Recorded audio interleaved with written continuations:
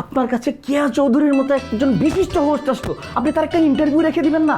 আপনি জানেন তার একটা ইন্টারভিউ যদি আপনি রেখে দিতে পারতেন তাহলে আমাদের রিয়েল টাইম ভিউ কত বেড়ে যেত, একদম টপ রিডিং নিউজ হতো এটা।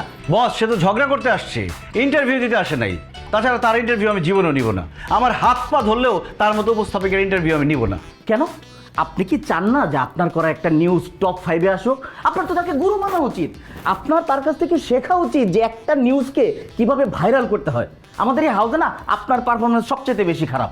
আপনার কোনো হেডলাইন দেখে কোনো দর্শক ক্লিক করে না আপনার নিউজে। কেন করে না? শিরোনাম দেখলে বোঝা যায় এটার ভিতরে কি আছে।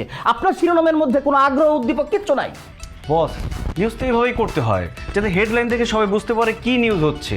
সাংবাদিকতায় তো আমরা এটাই পড়েছি। এসব বুকিশ চিন্তা ভাবনা বাদ দেন। যদি মাথার মধ্যে এই ধরনের ধ্যান ধারণা থাকে, চাকরিটা ছেড়ে দিয়ে শিক্ষকতা করেন গিয়ে। দেখেন, আমার এই হাউসে চাকরি করতে হলে আমাকে ভিউ এনে দিতে হবে, নইলে কোন দিন আপনাকে আমি স্যাক করে দেবো আমি নিজেও জানি না। আপনি আমাকে কি স্যাক করবেন? আমি আপনাকে স্যাক করে দিলাম। আমার বস হওয়ার কোনো যোগ্যতাই আপনার নাই। সাংবাদিকতা পড়তে আসছে, করলাম না আপনার চাকরি, কি যায় আসে? আরে মানে কি আশ্চর্য একটা পাগল ছেলে। আদব কায়দা বলতে কিছু নাই। আমি তো বুঝলোই না, আমি কাজের স্পিড বাড়ানোর জন্য বললাম আর সে চাকরি